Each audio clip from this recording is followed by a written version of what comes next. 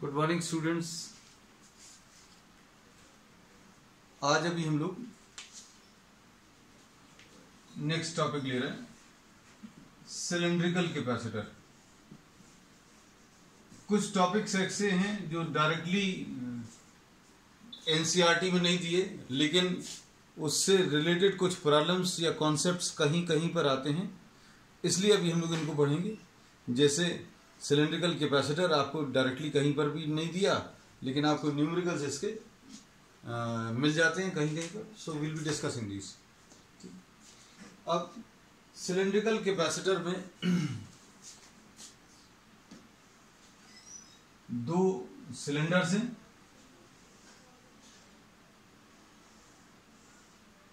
इस टाइप का कुछ अरेंजमेंट है। थोड़ा सा बड़ा सा डायग्राम इसलिए ले ले रहे ताकि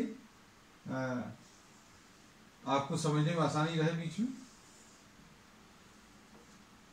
ये सिलेंड्रिकल कैपेसिटर का डायग्राम। कैपेसिटर क्या है अभी हम लोग बता चुके। This is an arrangement of two conductors placed near to each other. One of these is given a positive charge and other is given an equal amount of negative charge. एक को positive plate बोला, दूसरे को negative plate बोला। फिर दोनों plates के बीच में पोटेंशियल डिफरेंस निकाला और C capacitance of the arrangement निकालने का ये तरीका Q divided by V। Potential difference निकालेंगे और पोटेंशियल डिफरेंस निकालने के लिए कई बार अभी हम लोग इलेक्ट्रिक फील्ड निकालते हैं। अगर यूनिफॉर्म इलेक्ट्रिक फील्ड है तो ऐसा कुछ ले लेंगे, और अगर ये नॉन यूनिफॉर्म है तो V is equal to minus E dot dr, ऐसा कुछ ले लेते हैं। यही प्रोसेस अभी हम लोगों ने बाकी सभी जगह लिया था। Suppose the inner one is given a positive charge. Inner वाले की जो रेडियस है वो a है, आउटर वाले की जो रेडियस है b है। l is the length. The outer one carries a charge minus q। Diagram साथ में ले लेना बेटा।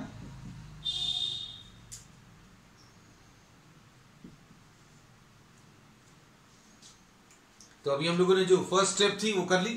फर्स्ट स्टेप क्या है, आपने दो आइडेंटिकल कंडक्टर्स लिए, दोनों सिलेंड्रिकल शेप के हैं। अब उसके बाद नेक्स्ट स्टेप क्या है, one of these is given a positive charge and other is given what, a negative charge.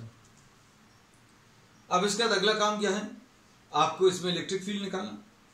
Electric field अगर आप निकालें तो अंदर के किसी भी पॉइंट पर, जैसे अब हम लोगों को यहां पर अगर इलेक्ट्रिक फील्ड चाहिए, तो इलेक्ट्रिक फील्ड अगर चाहिए तो अभी हम लोगों को इससे पास होता हुआ एक सिलेंड्रिकल गॉसियन सरफेस लेंगे, और इसके अंदर कोई नेट चार्ज नहीं आएगा क्योंकि ये कंडक्टर है, तो पूरा जो चार्ज है वो सरफेस पर लाई कर रहा है। अगर आपको ऐसा कुछ दिया हुआ है,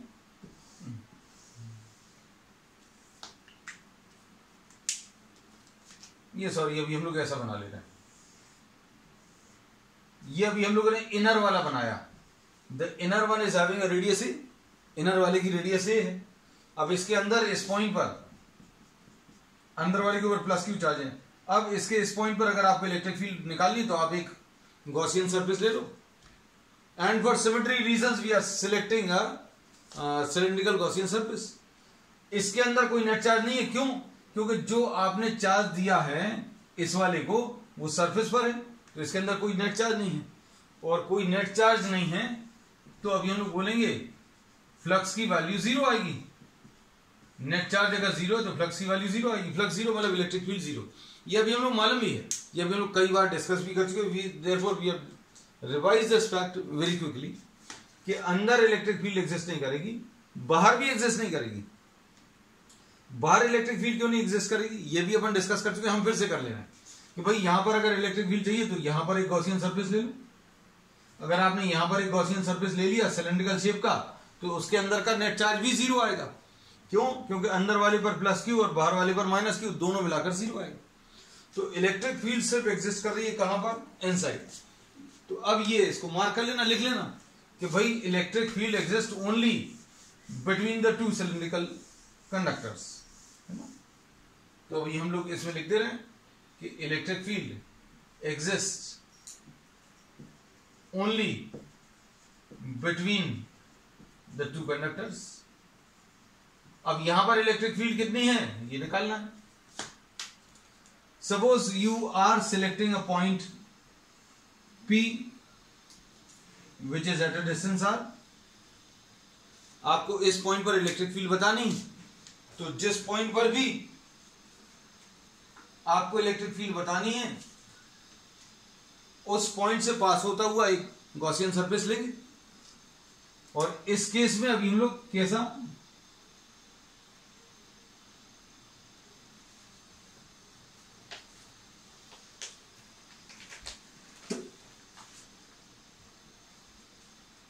एक सिलिंड्रिकल गॉसियन सरफेस ले रहे हैं, ये ले लिया।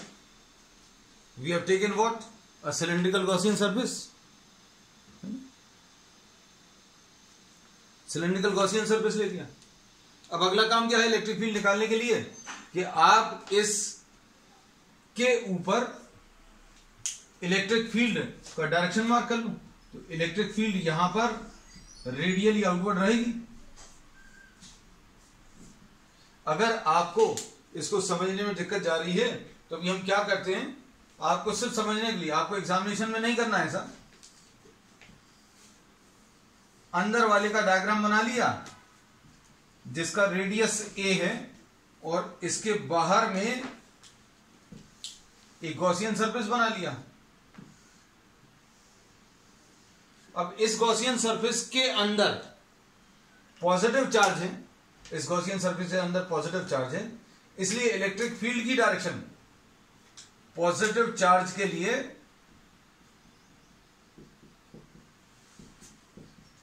कैसी रहेगी, away from the positive.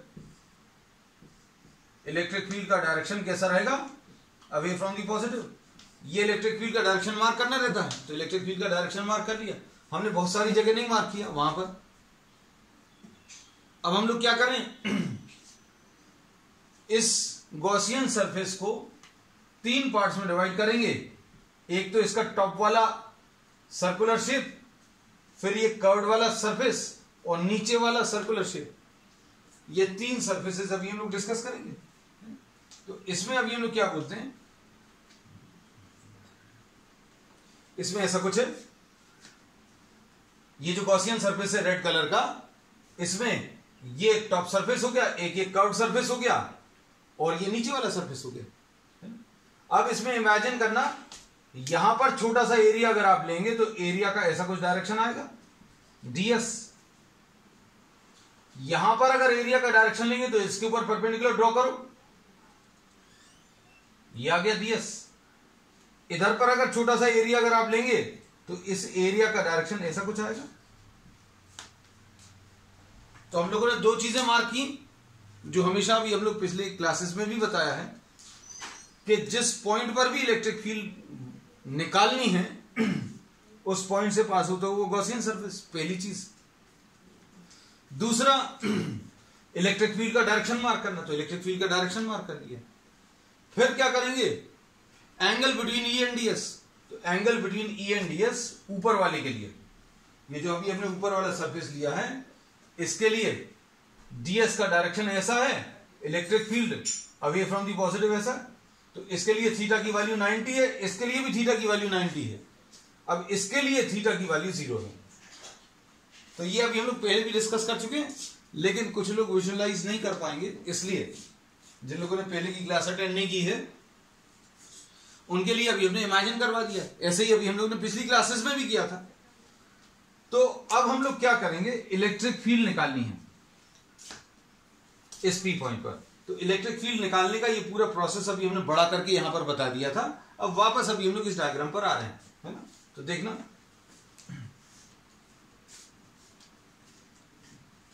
Flux associated with the Gaussian surface will be calculated in 2 parts. इसको अभी हम लोग टॉप बोल दे रहे हैं, जो ऊपर का कवर है, और नीचे का जो कवर है उसको बॉटम बोल दे रहे हैं, और ये कर्व्ड सरफेस को सी बोल दे रहे हैं। ये नोटेशन आसान रहेगा तुम लोगों को समझने में। तो flux associated with the Gaussian surface, जो कि रेड कलर का है, हमने इसलिए लिख दिया क्योंकि सिर्फ अब आप उसको देखना, फ्लक्स उसी पर निकाल रहे हैं। ये फ्लक्स जो है, this will B flux for the top, plus flux for the bottom plus flux for the curve surface. Top के लिए 2 लिखा है, T लिखा है, बॉटम के लिए B लिखा है और कर्व सरफेस के लिए C लिखा है। अब इसके बाद देखना ध्यान से, इसको यहां पर रब कर देना।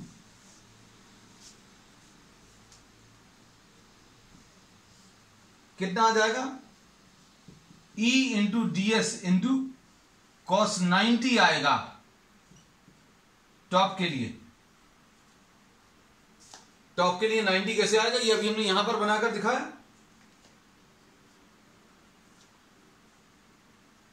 फिर बॉटम के लिए E इंटू DS, फ्लक्स का फॉर्मूला भी लिख दे क्या? हमें लग रहा है इतने तो होशियार हो गए यहां पर लोग। E डॉट DS होता है मतलब E into DS into cos theta, ये होता है। इसका यूज कर रहे हैं। कुछ लोगों को इसमें भी दिक्कत नहीं जाए इसलिए लिख दिया। अब टॉप के लिए थीटा की वैल्यू 90 है, ये देखो ये दिखाई हुई है। बॉटम के लिए भी थीटा की वैल्यू 90 है, E into DS into cos 90 bottom. Top का T लिखा, बॉटम का B लिखा, इंटीग्रल के जस्ट नीचे लिखा है। अब उसके बाद कर्व सरफेस के लिए कितना आ जाएगा? E into DS into cos 0। Curve surface के लिए 0 कैसे आएगा? देखो इलेक्ट्रिक फील्ड का यही डायरेक्शन है और DS का भी यही डायरेक्शन है। अभी हमने इसमें यह बताया था कि आप इमेजिन करना, ये कर्व सरफेस में छोटा सा एरिया अगर आप लेंगे तो एरिया का ये डायरेक्शन आएगा और इलेक्ट्रिक फील्ड पहले से मार्क की हुई है। आप कहीं पर भी ले लो, अगर यहां पर ले लोगे तो DS का डायरेक्शन आपकी तरफ आएगा, इलेक्ट्रिक फील्ड भी ऐसी ही आएगी।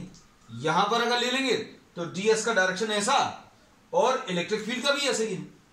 तो कर्व सरफेस के लिए अभी हम लोग क्या बोलते हैं कि angle between E and DS की वैल्यू 0 आएगी। तो ये C लिखा है, T for top of the Gaussian surface, B for the bottom of the Gaussian surface and C for the curve surface. अब हमारे ख्याल से ये एंगल्स का काम खत्म हो गया, इसलिए अब हम लोग ये वाला डायग्राम रब कर दे रहे हैं। बाकी सारे अभी हम लोगों ने यहां पर मार्क किए हुए हैं। लो DS यहां पर भी मार्क कर दीजिए। अब देखो ध्यान से,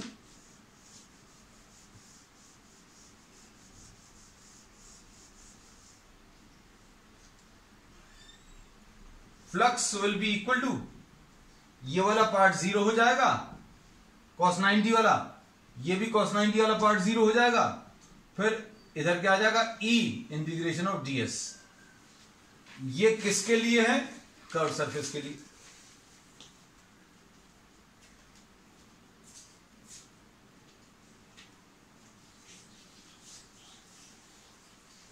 अब इसमें देखो ध्यान से, नेक्स्ट स्टेप, तो ये कितना आ जाएगा? E into integration of DS, integration of DS on the curve surface will be 2 pi RL। ऐसा कुछ आ गया, फ्लक्स आ गया। अब फ्लक्स आने के बाद गॉस लॉ अगर अभी हम लोग अप्लाई करें तो क्या मिलेगा बेटा? Flux will be equal to अंदर का नेट चार्ज डिवाइडेड बाय क्या? एप्सिलॉन 0। ऐसा कुछ आएगा। अब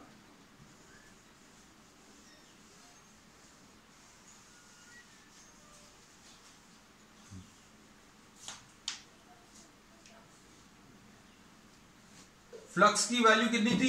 E इंटू 2 पाई RL। इसके अंदर का नेट चार्ज, इसके अंदर जो है सिर्फ इनर सिलेंडर है और इनर सिलेंडर के ऊपर प्लस क्यू है, तो इससे प्लस क्यू आएगा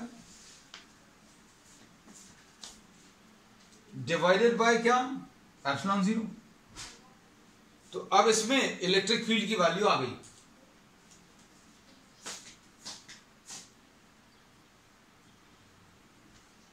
अब इलेक्ट्रिक फील्ड की वैल्यू कितनी आई बेटा? देखो ध्यान से, electric field will be equal to Q upon 2 pi epsilon 0 RL। ये अभी हम लोग पहले भी कर चुके हैं पिछली क्लासेस में। ये इलेक्ट्रिक फील्ड की वैल्यू आई है। अब हम लोग क्या करेंगे, इलेक्ट्रिक फील्ड क्यों निकालनी थी, क्योंकि अब हम लोग दोनों कंडक्टर्स के बीच का पोटेंशियल डिफरेंस निकालेंगे, और पोटेंशियल डिफरेंस निकालने का तरीका V is equal to integration of E dot d r with a minus sign. आपको ये पोटेंशियल डिफरेंस निकालना है,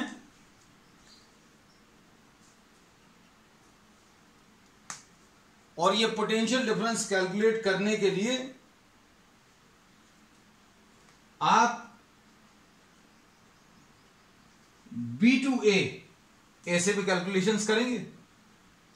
अब ये गॉसियन सरफेस का यहां पर कोई काम नहीं है, तो इतना थोड़ा सा हिस्सा भी हम रब कर दे रहे हैं so that you don't get confused. अब हम लोग इसमें क्या बोल रहे हैं कि अगर आपको इन दोनों के बीच में पोटेंशियल डिफरेंस निकालना है तो इन दोनों के बीच में इलेक्ट्रिक फील्ड कितनी है वो तो पता चल गई, तो इलेक्ट्रिक फील्ड का अभी हम लोग यूज करेंगे।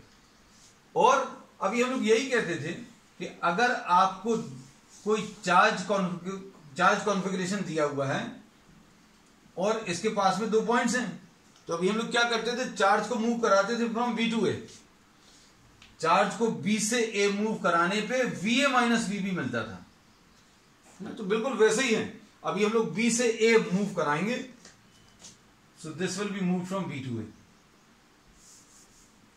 इलेक्ट्रिक फील्ड का डायरेक्शन कैसा है, इलेक्ट्रिक फील्ड का डायरेक्शन ये अभी हम लोग मार्क कर देने, ये मार्क किया हुआ है यहां पर, इलेक्ट्रिक फील्ड ऐसा है और आर का भी डायरेक्शन ऐसा ही है। तो अब हम लोग क्या लिखेंगे इसको, minus B to A E into d r into cos 0। Electric field का डायरेक्शन और आर का डायरेक्शन दोनों सेम है। अब इसके बाद इलेक्ट्रिक फील्ड की वैल्यू रख लो, इलेक्ट्रिक फील्ड की वैल्यू कितनी है, Q upon 2 pi epsilon 0 RL, ऐसा कुछ है। अब इसमें कितना आ जाएगा, Q upon 2 pi epsilon 0 L। अब भाई ये R के रिस्पेक्ट में कर रहा है तो R वाली टर्म्स को अंदर रखना, मतलब ये आ जाएगा dr डिवाइडेड बाय R, और ये माइनस साइन है B से A, ऐसा कुछ लिखा होगा। अब इसमें किसी भी चीज को देख के डरना नहीं बेटा, बहुत सारे बायो के स्टूडेंट्स हैं, उनको देख के डर लगता है ये इंटीग्रेशन आ गया। देखो अब करना तो है ही, है ना, तो बिना डरे करो सब कुछ बनेगा। कौन सी चीज मुश्किल है, अब जैसे मान लीजिए अब 1/r, बहुत सारे बच्चे ऐसे हैं, बहुत सारे बच्चे ऐसे होंगे जिनको नहीं मालूम, है ना, नहीं मालूम, कोई दिक्कत नहीं है। अब जैसे आज अभी हमने बताया तो इस चीज को लेकर मत पछताना कि अरे यार ये हमें नहीं मालूम, तो आज पता चल गया, नथिंग टू वरी अबाउट। जब भी आपको पता चला उस चीज को नोट कर लो, जो चीज काम की लगे। ये माइनस साइन है, इसको ऐसा ब्रैकेट में लिख लेना। 1/r का इंटीग्रेशन क्या आता है, log r। 1/r का integration is what, log r।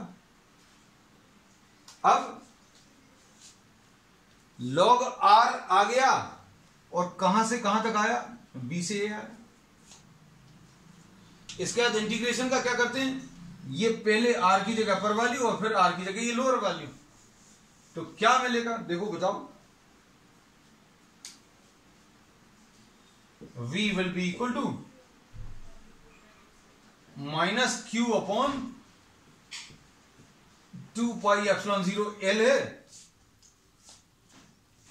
और इधर पर क्या आ जाएगा, log of A minus log of B, ऐसा कुछ आ गया।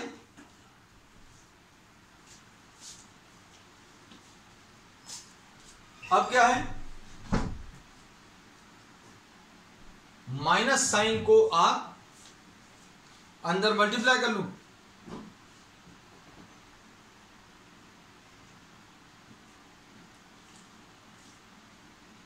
माइनस साइन को अंदर मल्टीप्लाई करेंगे तो क्या आ जाएगा बेटा, log A minus log B था, माइनस साइन अंदर मल्टीप्लाई होगा तो कितना आ जाएगा, लॉग बी माइनस लॉग ए। अब ये कितना आ जाएगा,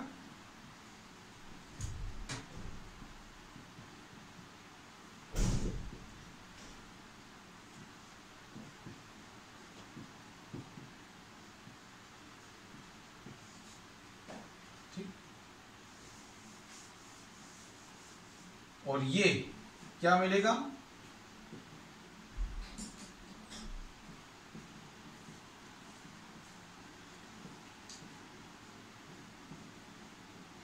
ये लॉग की प्रॉपर्टी होती है कि अगर दो लॉग माइनस हो रहे हैं तो इसमें लॉग में जो नंबर्स हैं वो डिवाइड हो जाएंगे। लॉग बी माइनस लॉग ए अगर लिखा हो तो लॉग बी अपॉन ए, तो इसमें भी डरने की कोई बात नहीं है।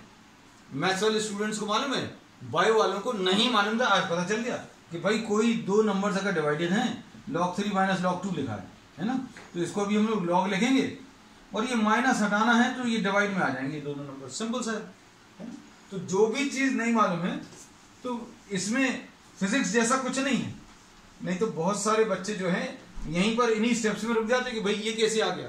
तो हमें क्या करना, हमें कोई मतलब नहीं, because this is mathematical part, you just have to remember the result. Maths वाले बच्चे भी यही करते हैं, रिजल्ट को याद रखते हैं। अब वो बात अलग है, मैथ्स वाले बच्चे जो हैं ज्यादा फ्रीक्वेंटली यूज करते हैं इसको। अब देखो v आ गया, तो पूरा प्रोसेस क्या था देखो स्टार्टिंग से,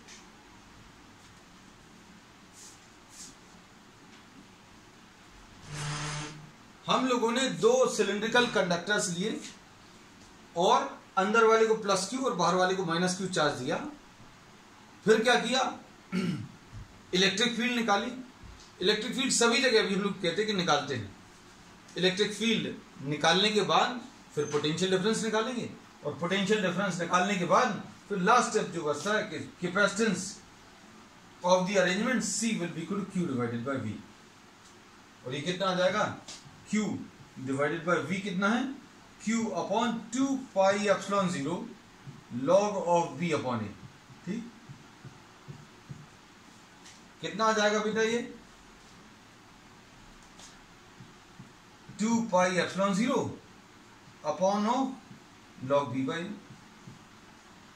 ये C की वैल्यू आ गई। और बार बार अभी हमने यही कहा है कि capacitance of any arrangement depends on the geometry, geometry के ऊपर डिपेंड कर रहा है। और इसमें देखो ज्योमेट्री के ऊपर कैसा डिपेंड, अच्छा इसमें एक चीज छूट गई है बेटा, अगर किसी ने ध्यान दिया हो, किसी ने अभी हमें पॉइंट आउट भी नहीं किया, we have left out L।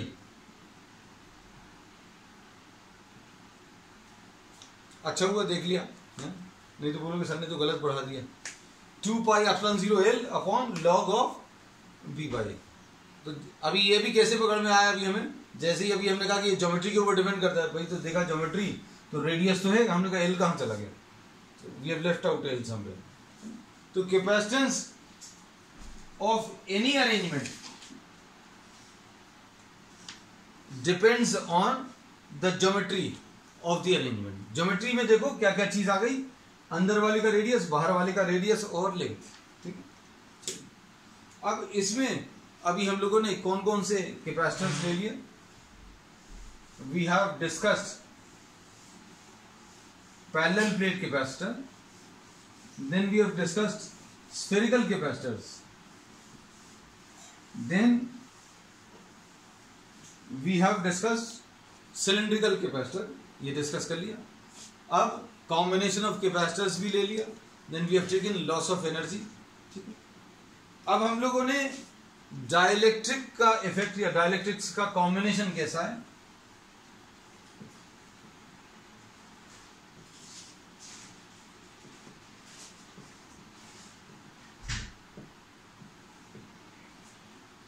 Combination of dielectrics, next topic. Combination of dielectrics में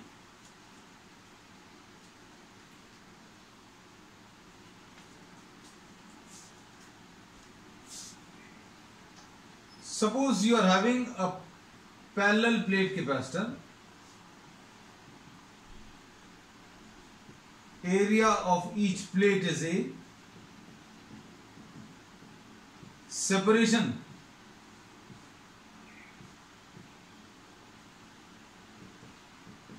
इज डी। तो कैपेसिटेंस कितना आ जाएगा, C will be equal to epsilon 0 A by d, ऐसा कुछ है। अब इसमें अभी हम लोग क्या कर रहे हैं, इस कैपेसिटर में ये इसके दो टर्मिनल्स हैं, अब हम लोग इसमें डाइलेक्ट्रिक की फिलिंग कर रहे हैं। डाइलेक्ट्रिक की फिलिंग कैसी है देखना ध्यान से।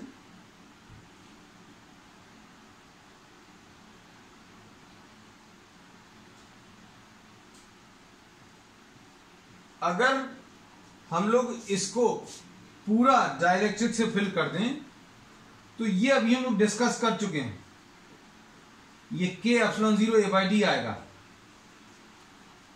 K will be called, K will be what, it will be the dielectric constant. K जो है डाइलेक्ट्रिक कांस्टेंट रहेगा। तो अब हम लोगों ने क्या किया है कि कैपेसिटर प्लेट्स के बीच में हम लोगों ने दो टाइप के डाइलेक्ट्रिक्स इंट्रोड्यूस कर दिए। आधे सेपरेशन के लिए D/2 के लिए एक टाइप ऑफ डाइलेक्ट्रिक है जिसका डाइलेक्ट्रिक कांस्टेंट कितना है K1, और दूसरे टाइप का डाइलेक्ट्रिक भी इंट्रोड्यूस कर दिया, इसका डाइलेक्ट्रिक कांस्टेंट D2 है और ये भी D/2 है। अब इसमें क्या कैपेसिटेंस आएगा ये अब हम लोग कैलकुलेट करेंगे।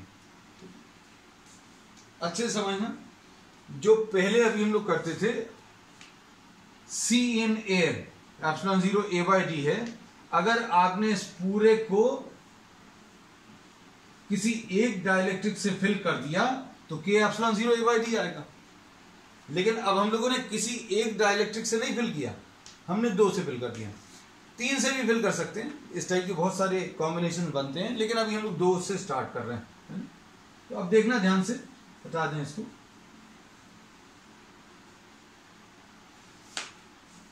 इसको अभी हम लोग कैसा रीड्रॉ कर सकते हैं देखना ध्यान से।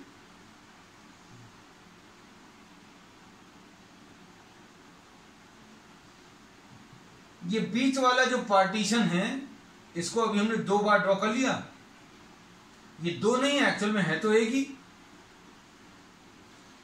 दोनों एक ही है। कैसे पता चल रहा है, आपने कहा कि ये दोनों कनेक्टेड हैं, दोनों कनेक्टेड क्या, दोनों एक ही है। ये जो बीच वाली लाइन है हमने सिर्फ इसको दो बार ड्रॉ भर कर लिया है, और ये वाला जो डिस्टेंस है ये D/2 है, और ये वाला जो डिस्टेंस है ये भी कितना है, D/2। तो ये ऐसा लग रहा है देखने में जैसे आपने दो कैपेसिटर्स को सीरीज में कंबाइन कर दिया है।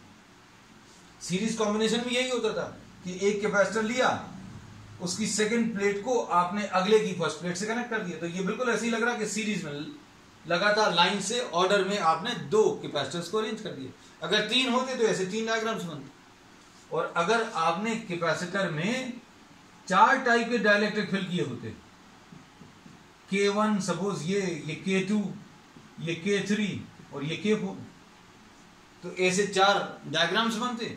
लेकिन क्या आता, ये D/2 और D/2 की जगह यहां पर कितना कितना आ जाता, D/4, ये भी D/4, ये भी D/4।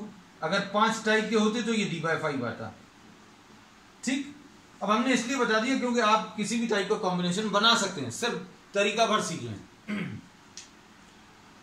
तो अब इसमें इक्विवेलेंट कैपेसिटेंस कितना आ जाएगा इसका, C1। ये किससे फिल्ड है बेटा, ये वाला K1 से फिल्ड है, तो C1 की वैल्यू कितनी आ जाएगी, K1 epsilon 0 A upon D/2। ये पहला जो कैपेसिटर है, पहली इतनी जगह D/2 जगह वाली, ये जो अभी हमने बनाया है, ये K1 से फिल्ड है, तो इसका C1 इतना आएगा। और C2 की वैल्यू, ये दूसरा वाला,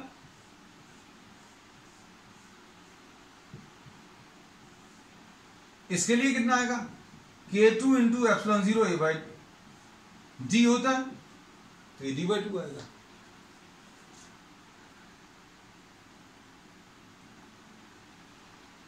अब ठीक है बेटा, शायद है ना, हाँ ज़्यादा जूम हो गया था, चलो ठीक। अब देखो,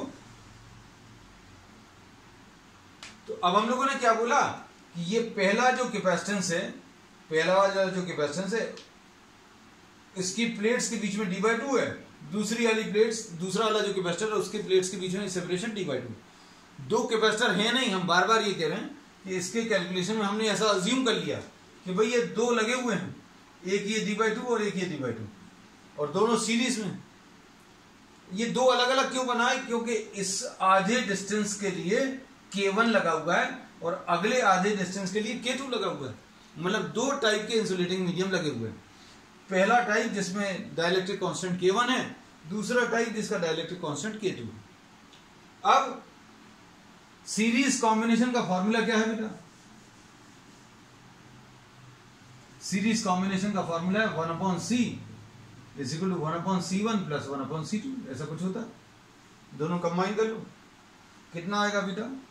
इसको 2 तो ऊपर लिख दें, 2k1 epsilon 0a upon d, इधर 2 ऊपर लिख दें, k2 epsilon 0a upon d। अब देखो इधर कितना आएगा, 1/c will be equal to 1/c1। ये c1 तो ऐसा लिखा हुआ, 1/c1 कितना आएगा? देखो ध्यान से, ये c1 है तो 1/c1 कितना आ जाएगा? d upon 2k1 epsilon 0a। 1/c2 कितना आ जाएगा? 1/c2, ये c2 लिखा हुआ है, 1/c2 मतलब रेसिप्रोकल इसका।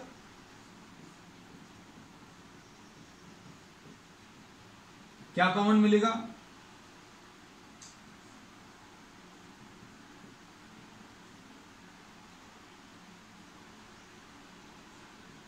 One upon K1 plus 1/K2, ऐसा कुछ आ गया। देखो ध्यान से, और इसको अगर अभी हम लोग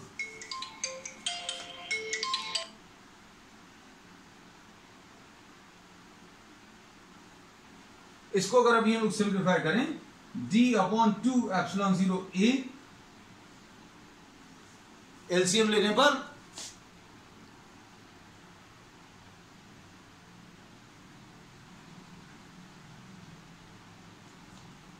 कितना आ जाएगा? K1 plus K2 upon K1 into K2, ऐसा कुछ आएगा। और इसका रेसिप्रोकल ले लो, रेसिप्रोकल लेने पर C की वैल्यू कितनी आ जाएगी बेटा? 2 epsilon 0a by d into K1 K2 K1 plus K2। तो अब इसको ध्यान से देखना, C की वैल्यू जो आई है वो कैसी आई है? एप्सिलॉन 0a बाय d है। 2 को अभी हम लोग इधर ट्रांसफर कर देते हैं, 2k1 k2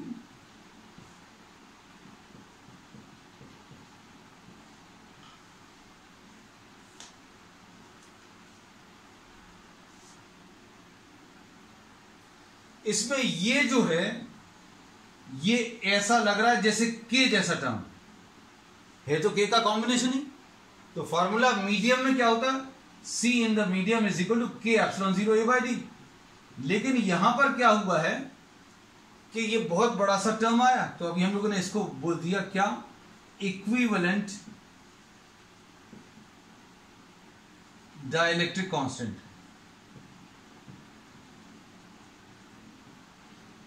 equivalent dielectric constant k की वैल्यू कितनी आ गई?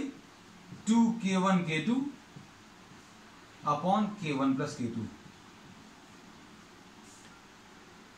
और अगर आप इसको ध्यान से सुनना, K1 K2 से डिवाइड करें ऊपर और नीचे तो कितना आ जाएगा? ऊपर K1 K2 से डिवाइड करेंगे तो इधर तो 2 आएगा बचेगा, इधर K1 K2 से डिवाइड करेंगे तो 1/K2 प्लस 1/K1, ऐसा कुछ आएगा। फॉर्मूला इसी फॉर्म में याद रखना। तुम लोग को ऐसा लगेगा अरे इतना सिंपल फॉर्म था, आपने इतना कॉम्प्लिकेटेड कर दिया। तो कॉम्प्लिकेटेड क्यों किया वो देखो। अगर हमने इसमें दो डाइलेक्ट्रिक कांस्टेंट डाले हैं d/2 पर, तो ऐसा कुछ फॉर्मूला है 2 कुछ वैल्यू आई। अगर 3 डाले होते तो क्या होता? तो 3 अगर डाइलेक्ट्रिक कांस्टेंट डाले होते, देखो ध्यान से इधर, ये डिस्टेंस d/3 होता, ये डिस्टेंस भी d/3 होता, और ये वाला भी डिस्टेंस d/3 होता। फिर इस डायग्राम में 2 की जगह कितने आते? 3 आते, और ये सब जगह ये d/3 ये सब जगह d/3 आता, इधर भी 3 आता। तो 3 अगर आपके पास 3 डाइलेक्ट्रिक कांस्टेंट अगर आप ले रहे हो 3 टाइप के, तो फिर k की वैल्यू कितनी आती? 3/1/k1 plus 1/k2 plus 1/k3। और अगर इसमें 4 की फिलिंग करते तो k की वैल्यू 4/,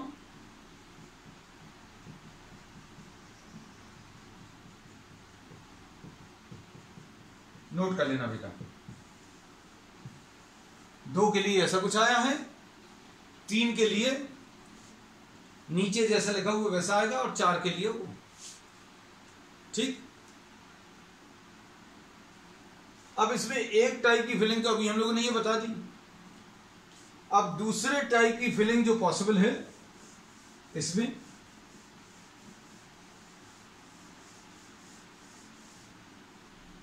वो ऐसी कुछ है कि आपने पूरे सेपरेशन के लिए K1 आधी जगह में भर दिया और K2 for the remaining half space. ठीक। तो अब आप आज इसको ट्राई करना, take this as a homework. बनेगा तो ठीक, और नहीं बनेगा तो will be discussing it on the next time. ठीक है, दैट्स ऑल फॉर टुडे।